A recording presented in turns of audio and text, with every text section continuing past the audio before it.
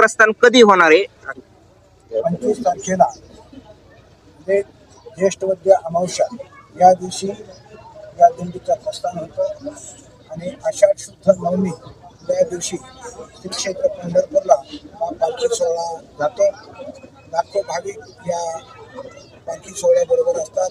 हा पालखी सोहळा वारकरी संप्रदाय ज्यावेळेला आरंभित होतो तो मूळ गह्यने प्रसादे निवृत्ती दातार ज्ञानदेवाचार चोदविले ज्ञानोबरायाचे आजे गुरु मामुष वंश आणि विद्यावंश ज्ञानोबरायाचा तोही इथूनच आरंभित आहे.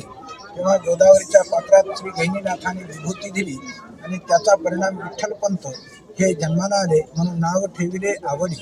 निराईस प्रेम गहिनीनाथी ज्ञानेश्वर महाराजांची आजी आणि तिचंही प्रेम अतिशय गहिनीनाथ महाराजावर म्हणजे नाथ पंथावर आहे आणि नाथ सांप्रदायिक असल्यामुळे वारकरी संप्रदाय हा नाथ पंथातील एक भाग स्वतंत्र पंथ स्वतंत्र मार्ग यारे यारे लहान थोर याती भरती नारी नर करावा विचार नरगे चिंता कोणाची सकलाची येथे आहे अधिकार कली योगी उद्धार हरीच्या नामे.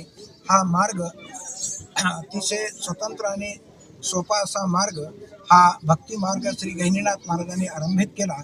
म्हणून हा पालखी सोहळा जो आहे तो 125 वर्ष होऊन जात आहेत. तेव्हा हा पालखी सोहळा महाराष्ट्रातून नाही तर अन्य प्रांतातूनही या पालखी सोहळ्यासाठी समाज येतो. ज्येष्ठ अमावस्या या दिवशी या पालखी सोहळ्याचं प्रस्थान होतं आणि या प्रस्थानासाठी लाखो भाविक महाराष्ट्रातून हा वर्ग येतो.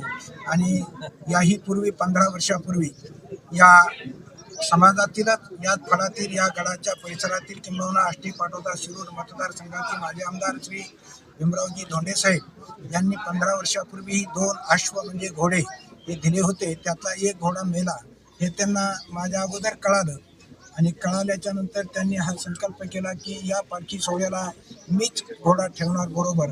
आणि म्हणून घोड्याचं महत्त्व श्रीकृष्ण परमात्म्यापासून किंबहुना घोडा हा विषय सृष्टीच्या निर्मितीपासून हे एक शुभ संकेत देणारा एक भाग आहे. म्हणून पालखीच्या समोर घोडा चालतो, एक देवाचा आणि एक चौदाराचा. तेव्हा असे हे 2 घोडे असतात. या घोड्याचंही महत्त्व आहे आणि ते महत्त्व आणि तो मान या मतदारसंघाचे माजी आमदार श्री भीमरावजी धोंडे साहेब यांनी तो मान राखलेला आहे ठेवलेला आहे.